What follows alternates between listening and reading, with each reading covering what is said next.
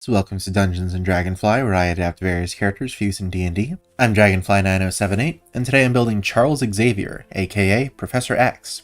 After the build, be sure to check out my channel to vote for the next one, and hey, maybe check out my Patreon too, if you want. So what do we want from this build? Well, Xavier is one of the most powerful telepaths in the Marvel Universe, so we'll need mind powers.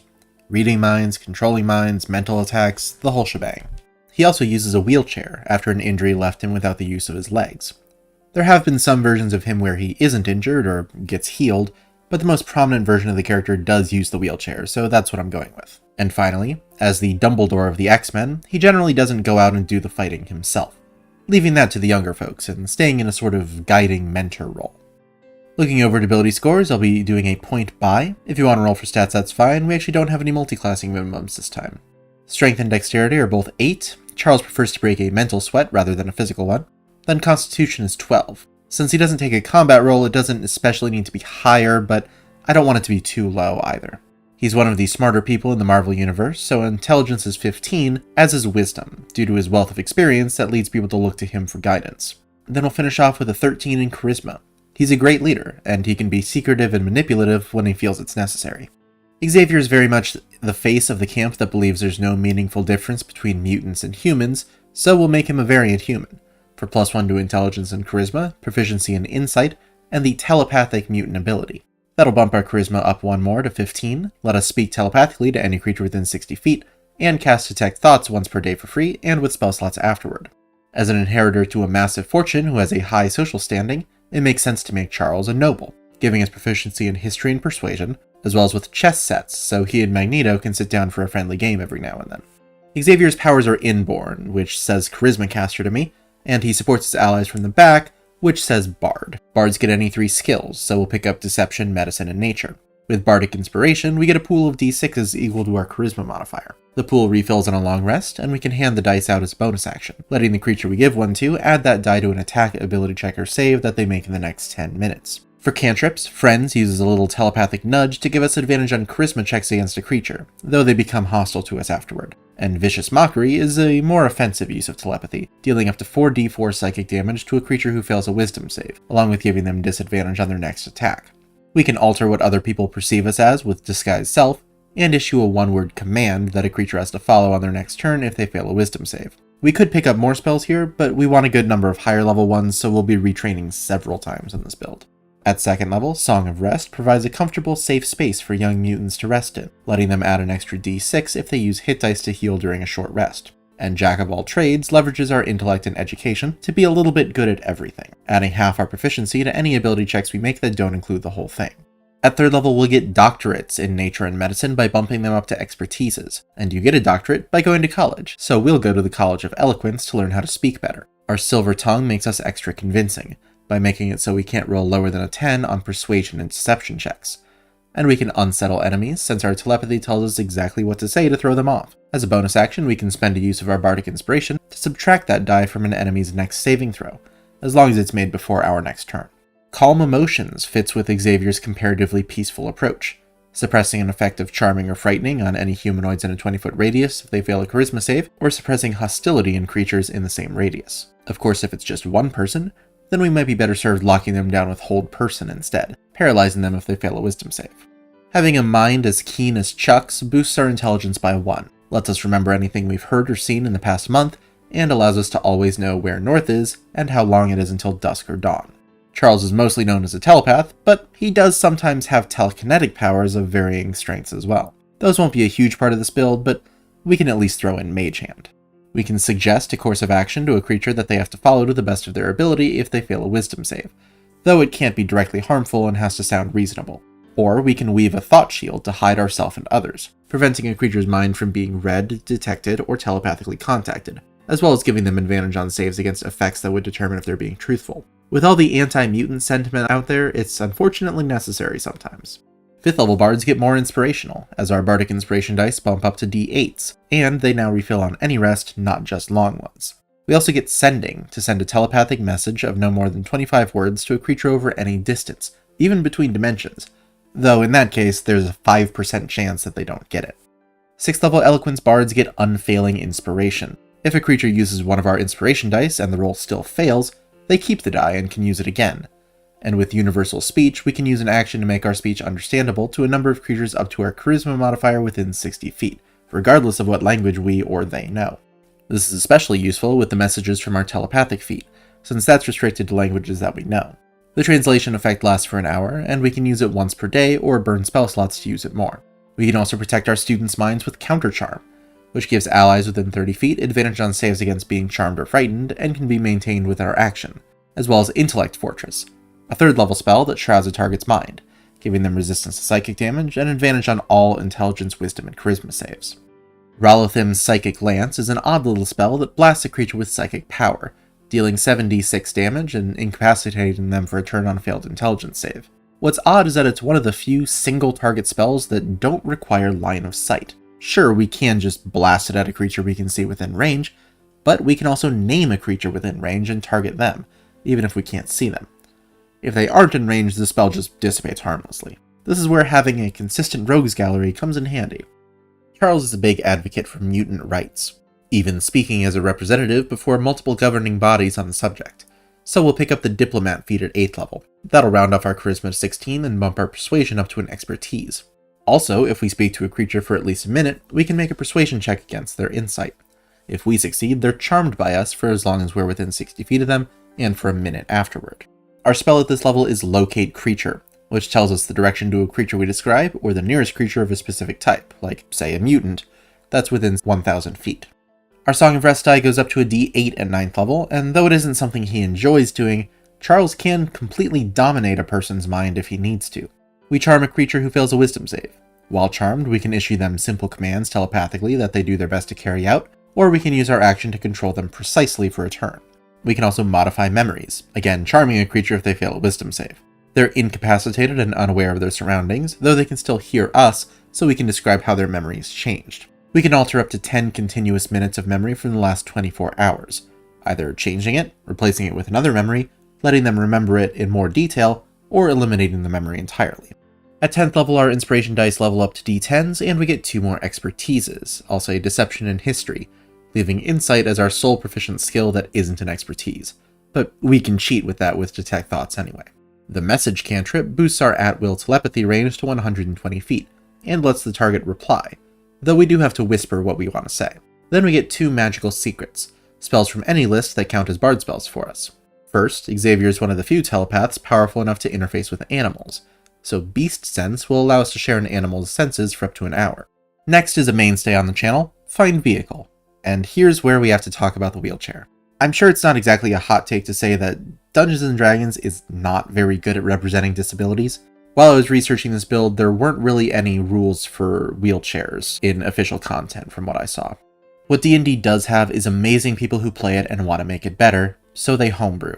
The combat wheelchair made a splash a few years back. That's definitely an option you can use for Professor X. There's also Limitless Heroics by Wormworks Publishing, an entire compendium of mechanics for characters with disabilities, mental illnesses, and neurodivergence. Many DMs will allow those, which is great, but some don't want to include homebrew at all, which I can understand to an extent. So while you should definitely check those options out, and I'll include links to a few of those, including the 2 that I just mentioned in the description, I'm going to do my best with what we have in the officially published rules, just in case your DM does not want to allow homebrew. Find Vehicle, of course, can just summon a wheelchair, but there isn't really a stat block for that, so the closest I found was the Chariot, a vehicle that uses the speed of the slowest creature pulling it, only takes 5 feet of movement to mount and dismount, and gives you half cover while riding it. Though you may need to argue that you're both the creature propelling it and the creature riding it, so it would use your walking speed. As for needing the wheelchair in the first place, that could just be role-playing, of course, but if you want actual mechanics, there are the Lingering Injuries rules. The one I'm looking at is for lose a foot or leg, which seems the closest that are available to paraplegia. Our speed is halved, we have to use a cane, crutch, or prosthesis to move, we fall prone after dashing, and we have disadvantage on dexterity saves to maintain our balance. Being in a wheelchair negates most of those in my opinion, so combine the Chariot and the injury, and the end result is we have half cover and a 15-foot movement speed. Or you can use mechanics made by very talented homebrewers who want to show what living with these disabilities is actually like. Links, again, in the description. Talk to your DM. And hey, if you do use those, still take Find Vehicle, so you can summon the X-Men's Blackbird. At 11th level, we get Mass Suggestion, suggesting a reasonable course of action to up to 12 creatures if they fail wisdom saves. The action can't be overly harmful, of course, and they'll try to complete it for the next 24 hours without needing our concentration. The next few levels are a little bit thin, just an ASI rounding off our Intelligence and Wisdom to 18 and 16 respectively at level 12, and our Song of Rest die bumping up to a D10 at level 13. Then at 14th level, we get Infectious Inspiration. Whenever a creature uses one of our Inspiration dice and succeeds on their check, we can use our reaction to give an Inspiration die to another creature within 60 feet without actually expending one of our Inspiration dice. We can do this a number of times per day equal to our Charisma modifier, effectively giving us a free short rest worth of Bardic Inspiration uses per day. We also get 2 more magical secrets at this level. Mind Spike is a 2nd level spell that deals 3d8 psychic damage on a failed wisdom save, half on a success. And on a failed save, also tells us exactly where the target is for as long as we maintain our concentration, up to an hour. And Scrying is a 5th level spell that uses Cerebro to boost the range of our locate creature from 1,000 feet to the entire universe, manifesting an invisible sensor within 10 feet of a specific creature on the same plane as us if they fail a wisdom save. We can see and hear through the sensor for up to 10 minutes with our concentration, and the save gets easier or harder to pass depending on how well we know the creature in question, or if we have something connected to them, like a possession, a drawing of them, or a piece of hair or something. Our Bardic Inspiration die maxes out as a D12 at 15th level, and we get one of the most potentially devastating spells in the game, Feeble Mind.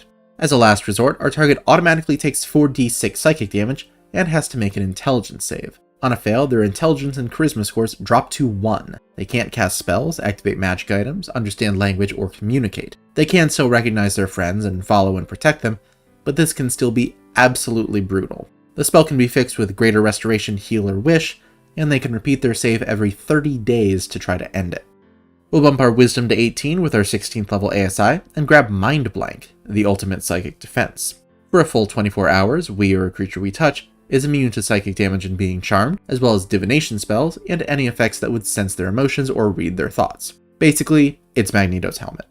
Our Song of Rest die also maxes out to a D12 at level 17 to make our school for gifted youngsters as comfortable as possible, and we get 9th level spells like Psychic Scream, unleashing the full force of our powerful mind against up to 10 creatures. They make an intelligence save, taking 14d6 psychic damage on a fail, as well as being stunned. There's no duration on that, by the way. They can make an intelligence save at the end of each of their turns to stop being stunned, but it doesn't wear off on its own. Funnily enough, it doesn't affect creatures with intelligence scores of 2 or lower, so a creature we Feeble Mind is actually completely immune to this. 18th level brings us our last spells for this build in the form of 2 more magical secrets, Telepathy and Astral Projection.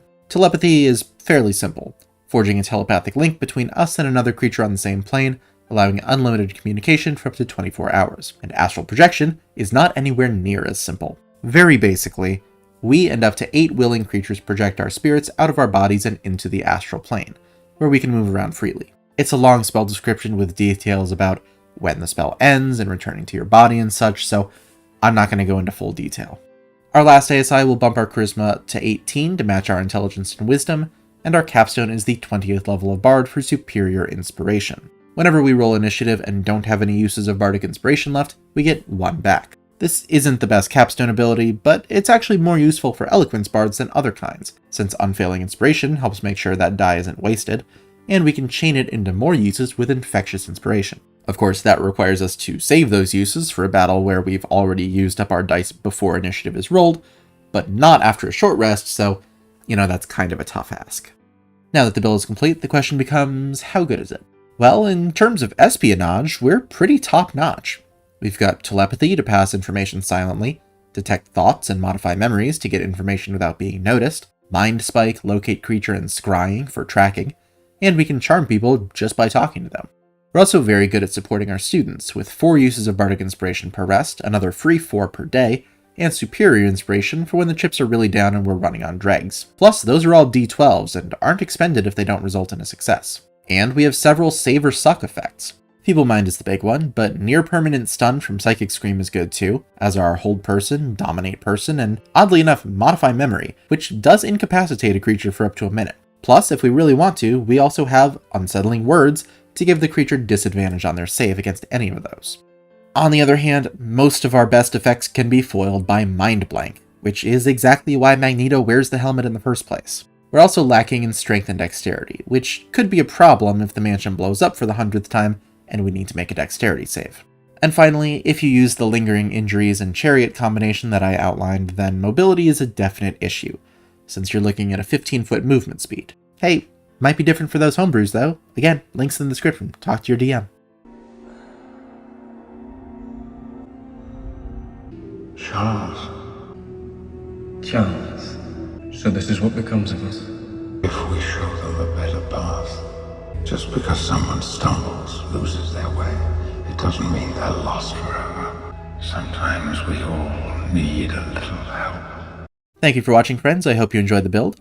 Head on over to my community tab if you want to vote for the next character for me to do. This week is between Fate's Mysterious Idol X, the Scout from TF2, the Fairly Odd Parents' Crimson Chin, and our 2-time runner-up, Edna Mode of The Incredibles. If you have any feedback or suggestions for characters you'd like to see me build, please leave them in the comments below, and they could show up in a future poll. Leave a like or subscribe if you want to see more, and if you want to support what I'm doing here, you can check the description for the link to my Patreon, for access to the Discord channel, early access to future builds, and exclusive Patreon content. Thanks again for watching. I will see y'all later.